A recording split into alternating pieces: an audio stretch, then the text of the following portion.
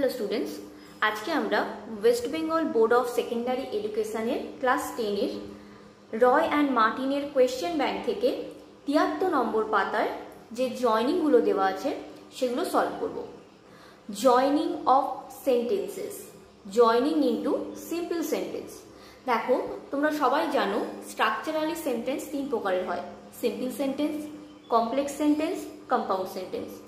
Simple সেন্টেন্সের মধ্যে একটি মাত্র সাবজেক্ট ও একটি মাত্র ফাইনাইট ভার্ব থাকে।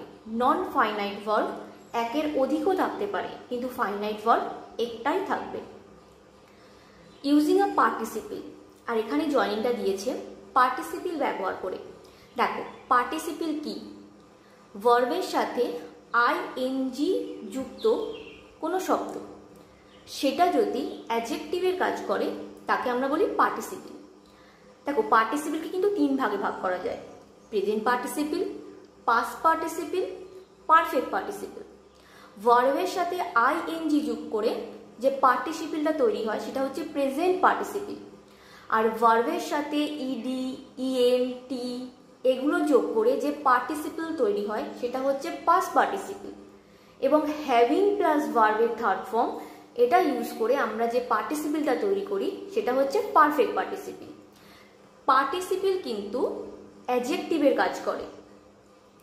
ভার্বের সাথে আইএনজি যুক্ত কোনো শব্দ সেটা যদি নাউনের কাজ করে তাহলে তাকে কিন্তু আমরা পার্টিসিপল বলবো না, সেটা হবে জিরান্ড। আর ভার্বের সাথে আইএনজি যুক্ত শব্দ যদি অ্যাডজেক্টিভের কাজ করে তাকেই আমরা বলবো পার্টিসিপল। দেখো, এবারে যে 3টে পার্টিসিপল আমরা পেলাম, এগুলো আমরা কখন ইউজ করব? যদি একই কর্তা দুটি কাজ পর পর করে। যেমন এখানে প্রথমেই দেখো, আই স দ্য ক্রিমিনাল, আমি একটি অপরাধীকে দেখলাম। আই র্যান অ্যাওয়ে, আমি পালিয়ে গেলাম। তাহলে অপরাধীকে দেখেছি আমি আগে, তারপরে আমি পালিয়ে গেছি। তো কাজ দুটি যদি সঙ্গে সঙ্গে হয় তাহলে প্রথম যে কাজ, প্রথমে আমি কি করেছিলাম? আমি অপরাধীকে দেখেছিলাম, আই স দ্য ক্রিমিনাল। তো এখানে প্রথম যে ভার্ব স, আইএনজি কিন্তু ভার্বের প্রেজেন্ট ফর্মের সাথেই যোগ করা হয়। তো স ভার্বের যে প্রেজেন্ট ফর্ম সি, এর সাথে আমরা আইএনজি যোগ করব। তাহলে সেটা কি হবে? সিইং দ্য ক্রিমিনাল, কমা দিয়ে আই রান অ্যাওয়ে। এখানে আমরা যে পার্টিসিপলটা ইউজ করলাম সেটা হলো প্রেজেন্ট পার্টিসিপল। এখানে কিন্তু আমরা পারফেক্ট পার্টিসিপলও ইউজ করতে পারি। একই কর্তা দুটি কাজ পরপর করলে সেক্ষেত্রেও কিন্তু পারফেক্ট পার্টিসিপল ব্যবহার করা যেতে পারে।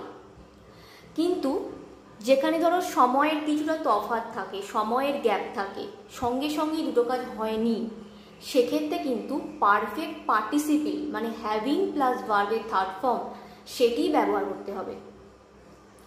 এবারে দেখো, আমরা এই পার্টিসিপল জয়নিংগুলো করা শুরু করি। দেখো, 2 নম্বরটা বলেছে দ্য ফ্লাওয়ার্স আর উইদার্ড, ফুলগুলি শুকিয়ে গিয়েছিল। She will throw them away, সে সেগুলিকে ফেলে দিয়েছিল। তাহলে এখানে যে ফুলগুলি বলেছে সেই ফুলগুলি কীরকম ফুল ছিল?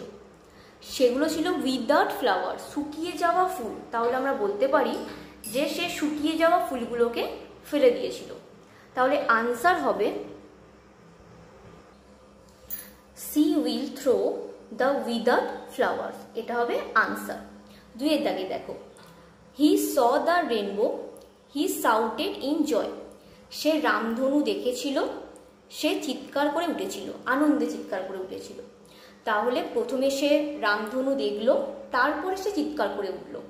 তাহলে এর আনসারটা হবে সিইং দ্য রেনবো, কমা দিয়ে হি শাউটেড ইন জয়, রামধনু দেখায় সে চিৎকার করে উঠল। সব ভার্বের প্রেজেন্ট ফর্ম হচ্ছে সি, আর আইএনজি সবসময় কিন্তু ভার্বের যে 1 নম্বর ফর্ম বা বেস ফর্ম তার সাথেই যোগ করা হয়। তাহলে এর আনসারটা হবে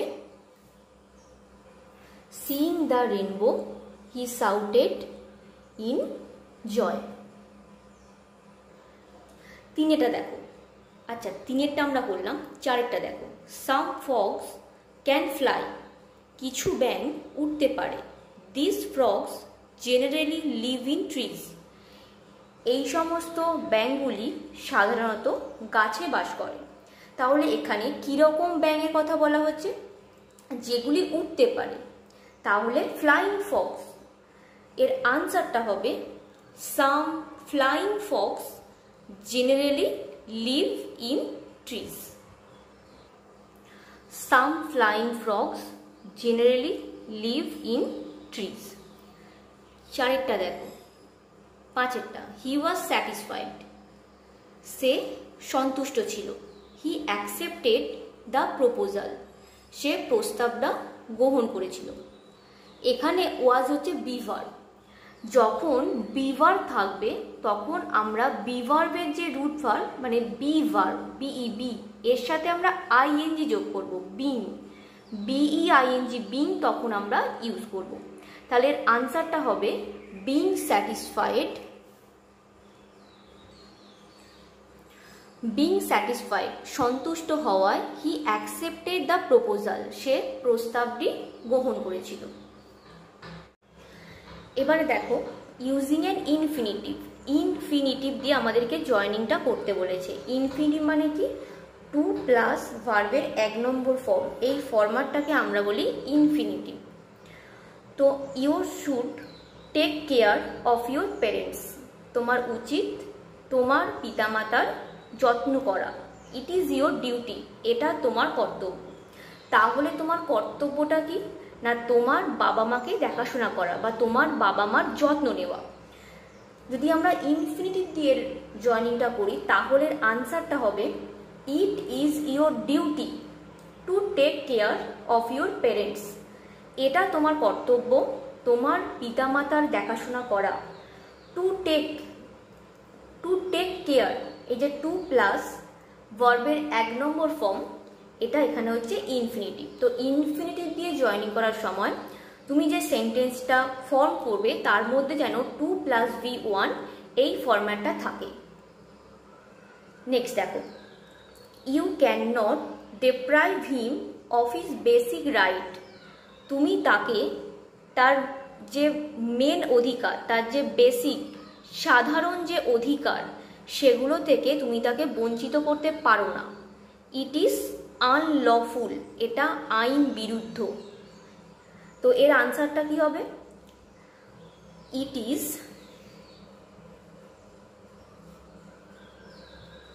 আনলফুল, এটা আইন বিরুদ্ধ। To deprive him of his basic rights, এটা হলো এর আনসার। তারপরটা দেখো, সি ইজ ভেরি উইক, সে অত্যন্ত দুর্বল। সি ক্যান নট ওয়াক, সে হাঁটতে পারে না। এর একটা ফরম্যাট আছে। এখানে এই যে ভেরি দেওয়া আছে প্রথম বাক্যটার মধ্যে, যখন দেখবে ভেরি দেওয়া আছে বা এখানে দ্বিতীয় সেন্টেন্সটার মধ্যে ক্যান নট দেওয়া আছে, তখন প্রথম সেন্টেন্সটার ভেরি এই শব্দটি উঠে গিয়ে আমরা TOO বসাবো। She is too weak, TOO week.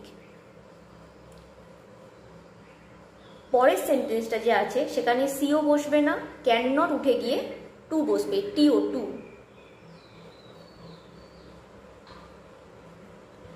C is too weak to walk, এটা হচ্ছে এর answer.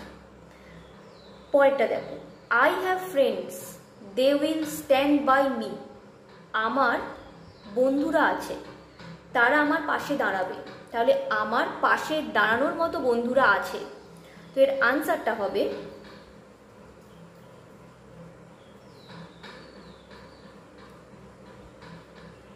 I have friends to stand by me.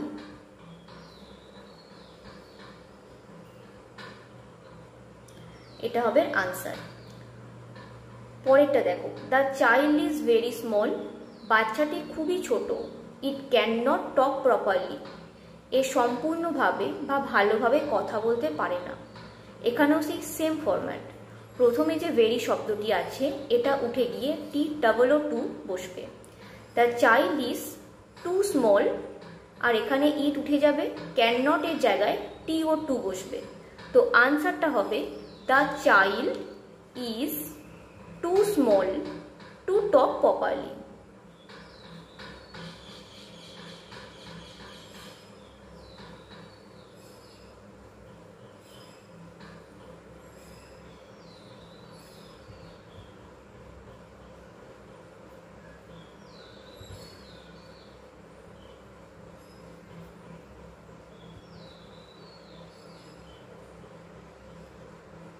পরেরটা দেখো, Florence goes to school, she learns nursing there.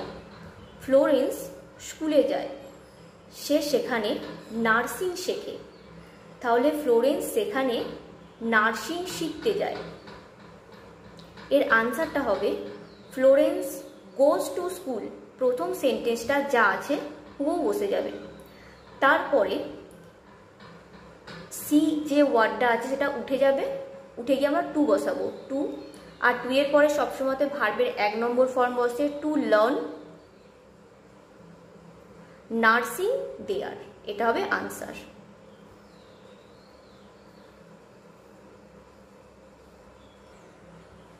Florence goes to school to learn nursing there.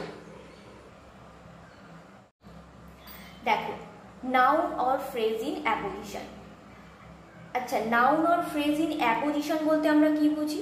Apposition মানে হচ্ছে দুটি বিশেষ্য পদ, দুটি নাউন পাশাপাশি অবস্থান করে যখন একই ব্যক্তি বা বস্তুকে নির্দেশ করে থাকে তখন আমরা তাকে বলি অ্যাপোজিশন।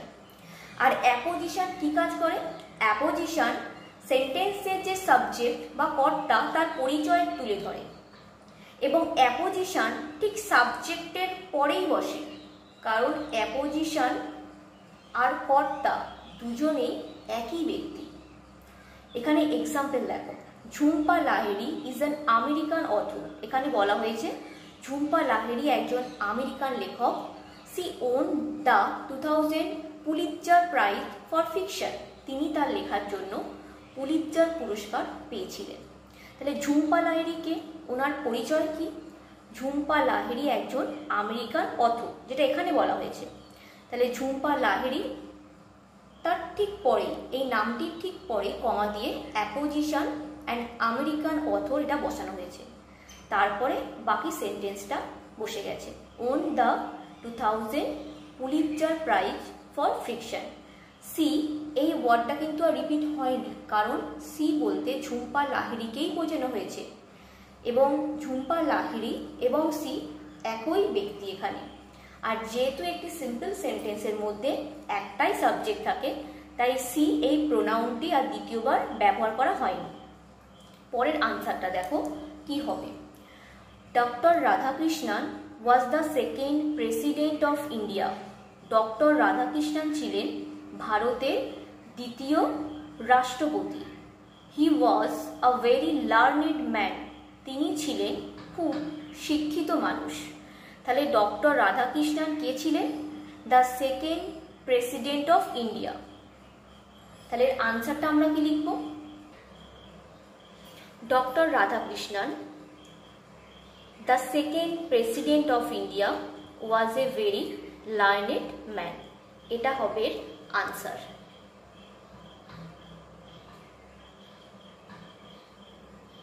তারপরটা দেখো কি বলেছে, Wellington is the capital of New Zealand. Wellington নিউজিল্যান্ডের রাজধানী। It is a beautiful city. এটি একটি খুব সুন্দর শহর। তাহলে ওয়েলিংটন কি? The capital of New Zealand. তারপরে কি হবে? Is a beautiful city. Wellington the capital of New Zealand কমা দিয়ে ইজ এ বিউটিফুল সিটি। এটা হবে আনসার। তারপরে দেখো, Riddhima is a little girl, she loves to have candy floss. তাহলে ঋদ্ধিমাকে, ঋদ্ধিমা একটি ছোট্ট মেয়ে। তাহলে আনসারটা হবে ঋদ্ধিমা কমা দিয়ে আ লিটিল গার্ল